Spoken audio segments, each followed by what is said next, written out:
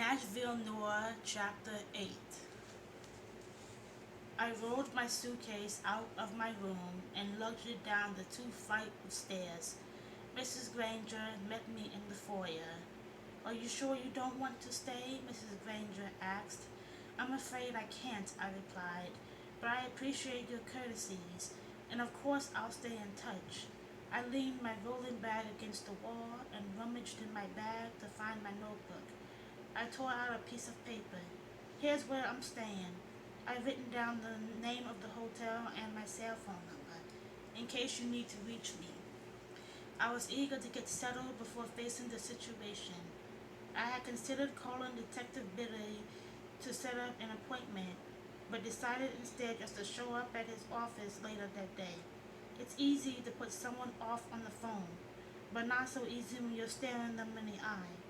Besides, Mrs. Granger had said he'd be stopping by sometime to interview her. I probably wouldn't have been able to reach him by phone anyway. "What about her things?" she asked, referring to Cindy's belongings. I started to respond when the ringing doorbell interrupted us. Mrs. Granger opened the door. 2 men stood on the porch, one in uniform, the other in plain clothes. I looked beyond them to where a marked police cruiser sat at the curb. "Mrs. Granger?" the man in civilian clothing asked. "Yes, sir. I'm Detective Biddle. Called yesterday." "Sure," she said. "Come on in."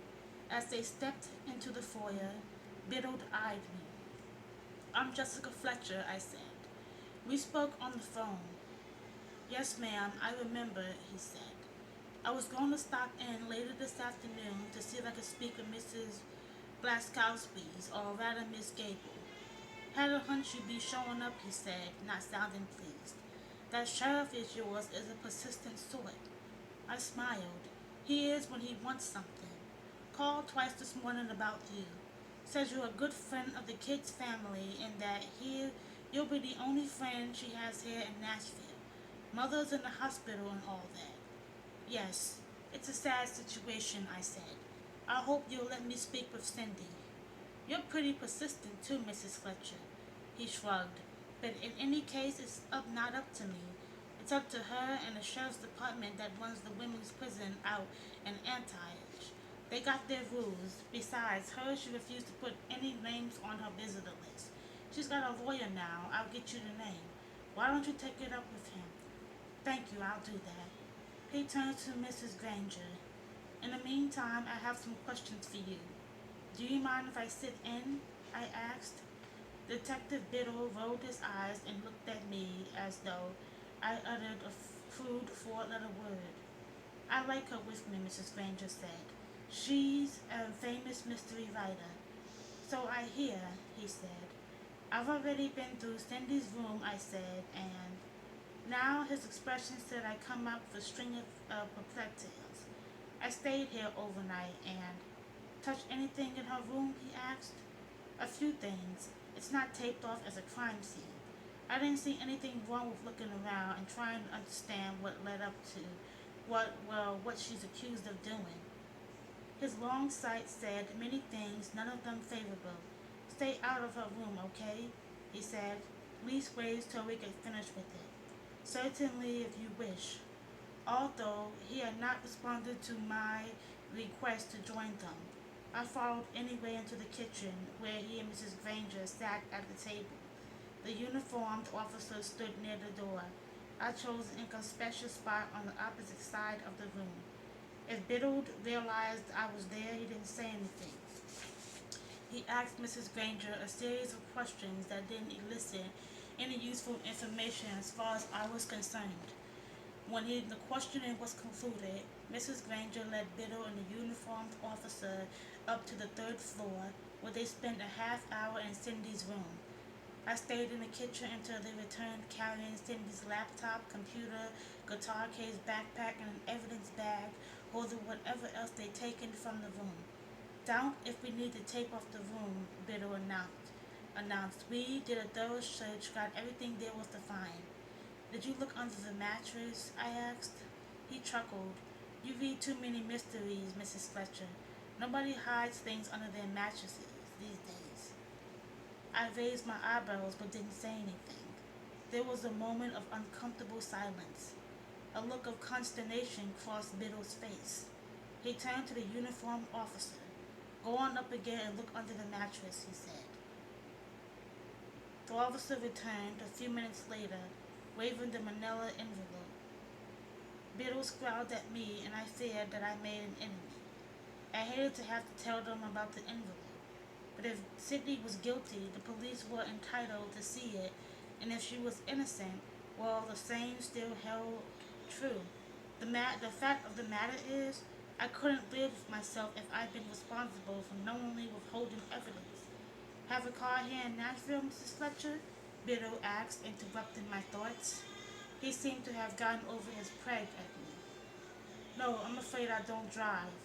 A prolonged sigh. "Come on then, I'll give you a lift down to headquarters. Get you a lawyer's name. Maybe he'll agree to let you see the accused, but he'll have to convince her that it's okay."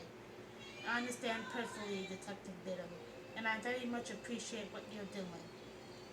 When we arrived at the Nashville Metropolitan Police Department Central Precinct, a fairly new red brick building on what's called James Robinson Parkway in downtown Nashville, he led me to an office on the top floor of the building. "You can park your bag right over there," he said, pointing to an empty space next to a bookcase. "Have a seat, I'll be back." I followed his instruction and swelled in my chair to take in my surroundings.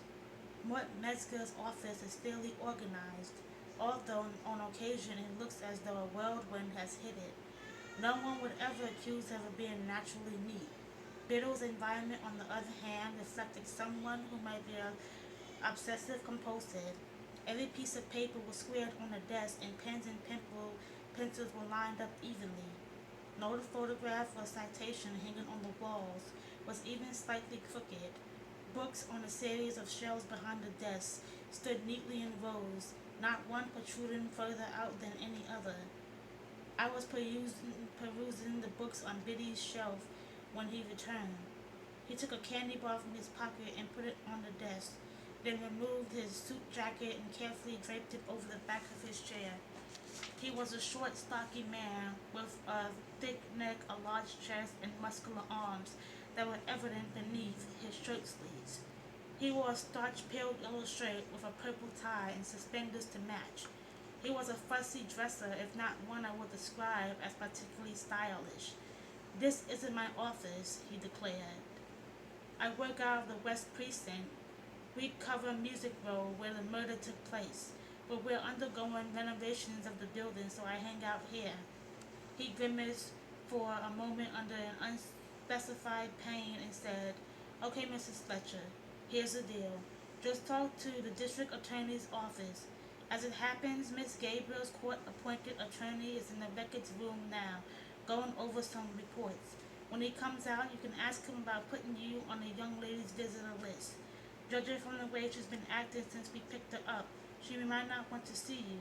Don't be insulted if she stiffs you." "I hope she doesn't," I said, "but that's her decision. I won't be offended if she declines to talk with me. I'll say this for her," he said. "She aced the alcohol and drug screenings, clean as a whistle. Hasn't seen the shrink yet, though. We put in for it, but the guy's so busy he can't do her until tomorrow. That's what happens when you have all these wackos on the streets. We arrest 140 people a day in this city. Hard to keep up." He ran a hand over his bald spot, a circle of pink scarf peeking out from beneath brindle-colored wavy hair. "And the charge against Cindy is murder?" I asked. "The prosecutor will probably go for murder, too, unless her lawyer can negotiate down to manslaughter." "Has she admitted to the assault?" "No, ma'am.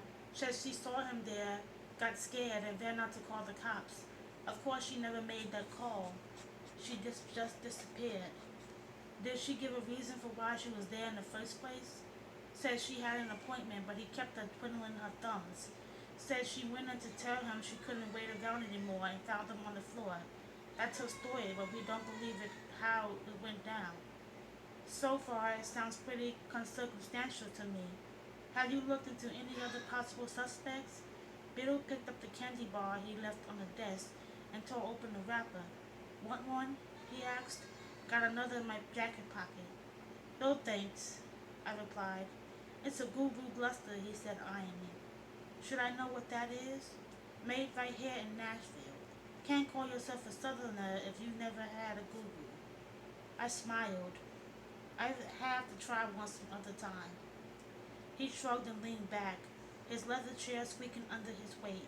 He munched on the candy bar, his face thoughtful.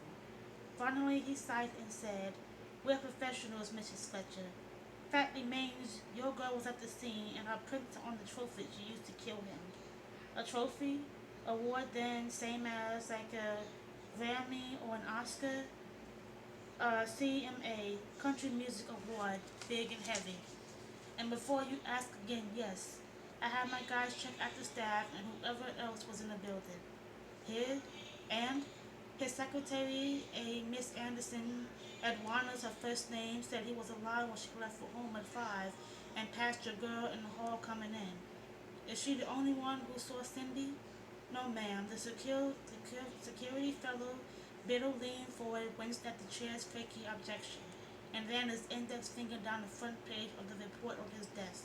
Kevin Morgan of Smoky Mountain Security Services said that when he tried the door to Marcus Suite at 5:45, she came flying out of there like a bat out of you-know-where, crying and hysterical. It's not surprising that she'd be hysterical at discovering a man fatally injured. She might not even have known that he was still alive. Biddle sucked the bit of chocolate off his thumb and nodded. If she hadn't taken off, her story might carry more weight, but she hid out until we found her. Juries tend to see that as an indication of guilt. She was obviously fighting and not thinking clearly at the moment, I offered. Had a lot of time to think in the days after and never came forward. She's still young, Detective Biddle. The jails are full of young people, Mrs. Fletcher. Unfortunately true, but Biddle raised his hand to stop me. He eased back in the chair again to the comforting crates. Tell you this, don't know if she went in meaning to kill him or not. The shrink will give us a better idea. But these things happen. From what I hear, this type of situation is not unfamiliar to someone like you who writes about crime so you know how people can snap if they're under pressure. Found a letter on his desk signed by Cindy Gable, accusing the deceased of having stolen songs from her and demanding payment. Mentioned that to your Sheriff Metzger, he confirmed it. Said he heard that from people in, what's the name of that town you're from? Kaboot Cove. Right, Kaboot Cove. Anyway, that letter and your sheriff's confirmation ties a neat bow on it for me. Did you respond to the call from the scene yourself? I asked. Yes, ma'am. Call that came in said the victim was there, so we got involved. Was me along with our West Precinct commander, our ranking officer, and a crime scene investigator to collect evidence. Because the Vic was still breathing, the fire department sent EMTs who took him to the Vanderbilt University Medical Center. They've got the level 1 trauma center for this area. Did he ever regain consciousness? No, ma'am, but we had a 24-hour guard on him, but no opportunity to question him about the attack. Once Marker gave it up, the case moved from aggravated assault to murder. And you arrested Cindy? Yes, ma'am. Once we finished questioning her here, she was run past our night court commissioner. He addressed her. She was being held for a capital defense and denied her bond. We turned her over to the sheriff's office, the ones who run the jail. How is she?